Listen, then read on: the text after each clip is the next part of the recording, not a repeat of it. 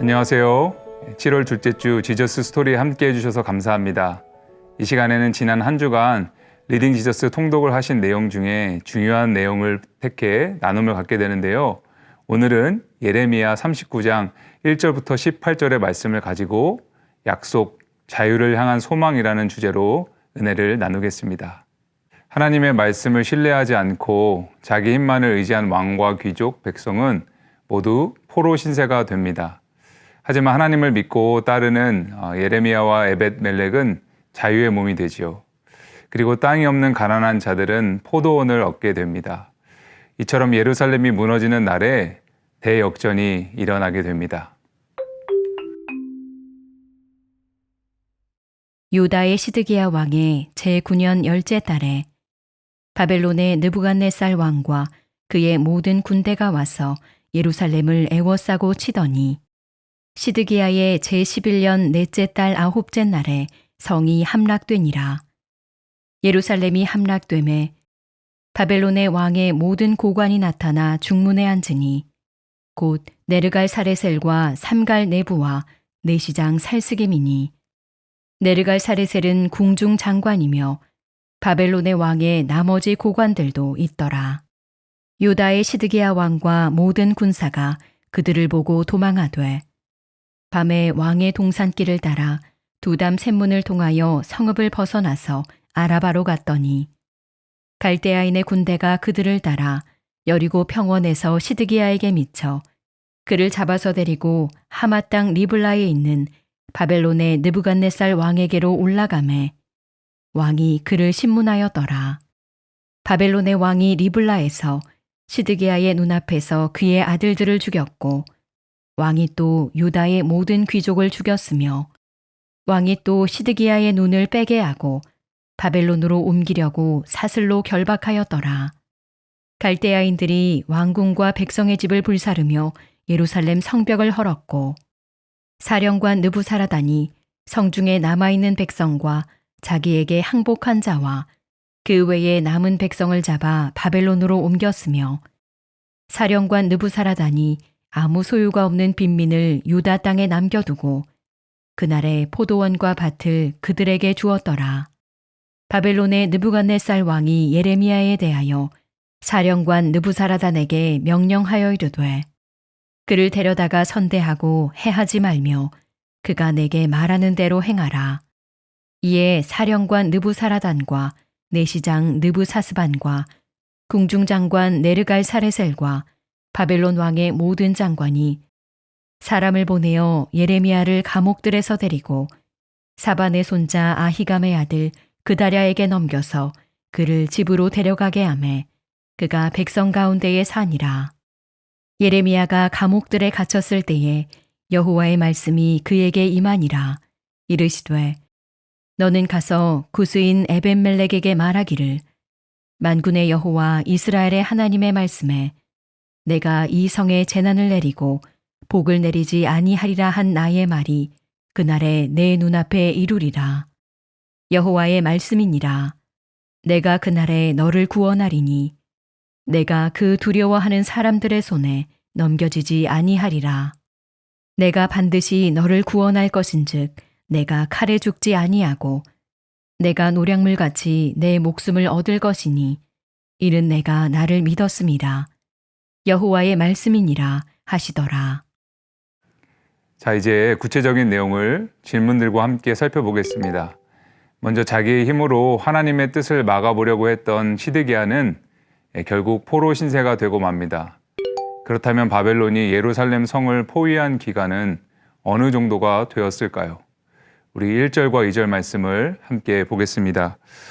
유다의 시드기야 왕의 제9년 열째 달에 바벨론의 느부갓네살 왕과 그의 모든 군대가 와서 예루살렘을 애워싸고 치더니 시드기야의 제11년째 넷째 달 아홉째 날에 성이 함락되니라.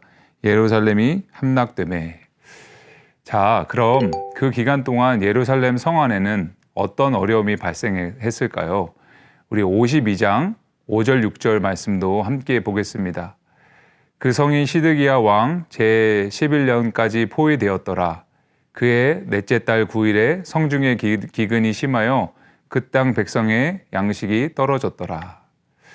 바벨론에 의해 예루살렘이 포위되어 완전히 함락되기까지의 기간은 대략 주전 588년 1월부터 587년 7월이라고 볼 수 있습니다.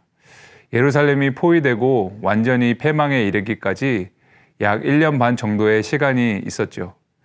예레미야 39장 병행 본문인 예레미야 52장을 보면 포위 기간 동안 예루살렘 성 안에서 백성들은 극심한 기근에 시달려야만 했습니다. 이 기간 동안 예레미야는 시드기야 왕에게 바벨론에게 항복할 것을 수차례 권하였죠. 하지만 시드기야는 끝까지 자기 고집을 부리다가 비참하게 예루살렘의 패망을 목도하게 됩니다. 시드기야가 이렇게 고집을 부린 이유는 두려움 때문이었습니다. 그는 만일 자기가 항복하면 바벨론 왕이 항복한 유다 사람에게 자기를 넘겨줄 거라고 생각했습니다. 하지만 시드기야는 자신이 받을 수치 때문에 두려워했지요. 그런데 시드기야 왕이 정말 기억해야 했던 것은 백성들로부터 받을 수치에 대한 두려움이 아니라 말씀에 순종하지 않을 때 하나님께 버림받을 것에 대한 두려움이었습니다. 하지만 말씀이 없는 시드기야에겐 두려움만 쌓였고 그로 인해 1년 6개월 정도의 마지막 기회마저 허무하게 날리고 맙니다. 자, 그럼 이제 세 번째 질문을 생각해 보겠습니다. 예루살렘 성벽이 무너지자 시드기야 일행은 성을 버리고 도망칩니다. 그 결과 어떤 일이 발생했을까요? 우리 4절부터 7절을 함께 보겠습니다. 유다의 시드기야 왕과 모든 군사가 그들을 보고 도망하되 밤에 왕의 동산길을 따라 두담 샘문을 통하여 성읍을 벗어나서 아라바로 갔더니 갈대아인의 군대가 그들을 따라 여리고 평원에서 시드기야에게 미쳐 그를 잡아서 데리고 하마 땅 림나에 있는 바벨론의 느부갓네살 왕에게로 올라가매 왕이 그를 신문하였더라. 바벨론의 왕이 림나에서 시드기야의 눈앞에서 그의 아들들을 죽였고 왕이 또 유다의 모든 귀족을 죽였으며 왕이 또 시드기야의 눈을 빼게 하고 바벨론으로 옮기려고 사슬로 결박하였더라. 결사항전을 외쳤던 시드기야가 밤에 몰래 성을 버리고 도망칩니다. 그가 이전에 외쳤던 바벨론에 대한 결사항전은 목숨을 바칠 만한 일이 아니었다는 것이 증명된 순간이었죠. 그 당시 주류의 신학은 예루살렘 성전은 절대 무너지지 않는다는 것이었습니다. 이런 상황에서 예레미야가 예루살렘이 멸망한다고 예언하는 것은 조롱받기 딱 좋은 일이었죠. 따라서 예레미야는 믿음도 없는 비겁한 반민족주의자처럼 보였습니다. 그리고 결사항전을 외치는 사람들이 대단히 용기 있고 신앙 좋은 사람처럼 여겨졌죠.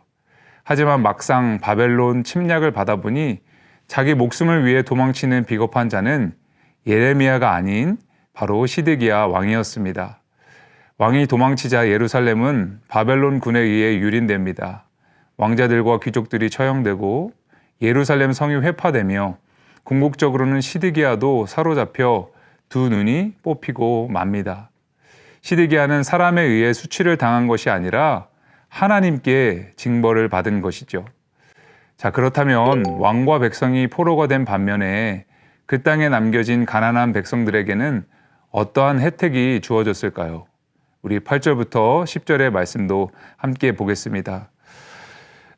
갈대아인들이 왕궁과 백성의 집을 불사르며 예루살렘 성벽을 헐었고 사령관 느부라사단이 성중에 남아있는 백성과 자기에게 항복한 자와 그 외에 남은 백성을 잡아 바벨론으로 옮겼으며 사령관 느부사라단이 아무 소유가 없는 빈민을 유다 땅에 남겨두고 그날의 포도원과 밭을 그들에게 주었더라.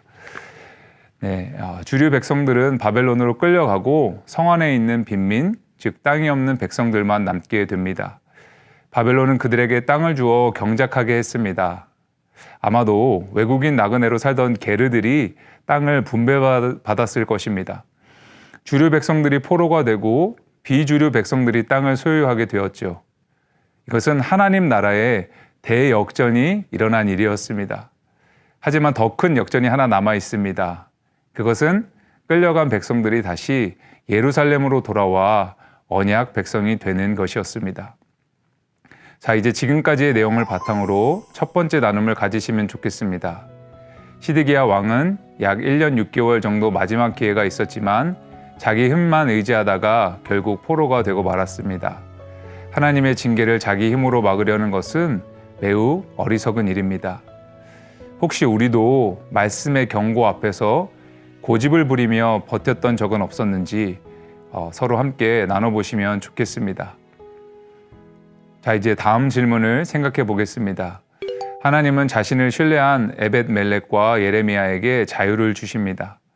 그렇다면 바벨론 느부갓네살 왕이 예레미야에게 베푼 호의는 무엇이었을까요? 우리 11절과 11절부터 14절 말씀을 함께 보겠습니다. 바벨론의 느부갓네살 왕이 예레미야에 대하여 사령관 느부사라단에게 명령하여 이르되 그를 데려다가 선대하고 해하지 말며 그가 내게 말하는 대로 행하라. 이에 사령관 느부사라단과 내시장 느부사스반과 궁중장관 네르가사레셀과 바벨론 왕의 모든 장관이 사람을 보내어 예레미야를 감옥 뜰에서 데리고 사반의 손자 아히감의 아들 그다랴에게 넘겨서 그를 집으로 데려가게 하매 그가 백성 가운데서 사니라. 바벨론 왕 느부갓네살은 예레미야를 감옥에 풀어주고 예루살렘에서 안전히 거할 수 있도록 도움을 줍니다. 예레미야를 옥에 가둔 권세자들은 다 포로가 되었고 감옥에 갇혀있던 예레미야는 자유를 얻게 되죠. 정치적으로만 보면 예레미야가 느부갓네살 왕의 호의를 받아 자유의 몸이 된 것처럼 보입니다. 하지만 사실은 하나님이 예레미야에게 호의를 베푸신 것입니다. 예레미야의 해방은 끌려간 백성들이 포로에서 돌아올 것에 대한 소망을 암시합니다. 자, 이제 하나님이 예레미야에게 구원의 신탁을 전하라고 한 자가 누구인지 알아보겠습니다. 우리 15절에서 17절 말씀을 보겠습니다. 예레미야가 감옥들에 갇혔을 때에 여호와의 말씀이 그에게 임하니라 이르시되 너는 가서 구수인 에벤멜렉에게 말하기를 만군의 여호와 이스라엘의 하나님의 말씀에 내가 이 성의 재난을 데리고 복을 내리지 아니하리라 한 나의 말이 그날에 내 눈앞에서 이루리라. 여호와의 말씀이니라. 내가 그날에 너를 구원하리니 내가 그 두려워하는 사람들의 손에 넘겨지지 아니하리라. 자, 그럼 에벤멜렉이 과거 예레미야에게 베푼 호의는 과연 무엇이었을까요? 바로 앞장인 38장 11절부터 13절을 보겠습니다. 에벤멜렉이 사람들을 데리고 왕궁 곳간 및 방에 들어가서 거기에서 헝겊과 낡은 옷을 가져다가 그것을 구덩이에 있는 예레미야에게 밧줄로 내리며 구수인 에벤멜렉이 예레미야에게 이르되 당신이 이 헝겊과 낡은 옷을 당신의 겨드랑이에 대고 줄을 그 아래에 대시오. 예레미야가 그대로 하매 그들이 줄로 예레미야를 구덩이에서 끌어낸지라. 예레미야가 시위대 뜰에 머무니라. 자, 그럼 이제 하나님께서 에벤멜렉의 생명을 구원하시는 이유는 무엇일까요? 우리 18절 말씀을 함께 보겠습니다. 내가 반드시 너를 구원할 것인즉 내가 칼에 죽지 아니하고 내가 노력물과 같이 내 목숨을 얻을 것이니 이는 내가 나를 믿었음이라. 여호와의 말씀이니라 하시더라. 에벤멜렉은 구수 사람으로서 시드기야 왕의 내시였습니다. 에벤멜렉은 자신의 직위를 이용해서 예레미야가 구덩이에 던져졌을 때 왕에게 간청해서 그를 살렸죠. 하나님은 그 에벤멜렉의 선행을 잊지 않으시고 그를 구원하신 것입니다.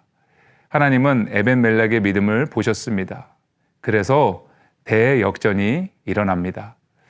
하나님의 말씀에 불순종하여 자기 의를 주장했던 유다인들은 포로가 되었지만 말씀 때문에 목숨을 걸었던 이방 출신 에벤멜렉은 자유를 얻게 되었습니다.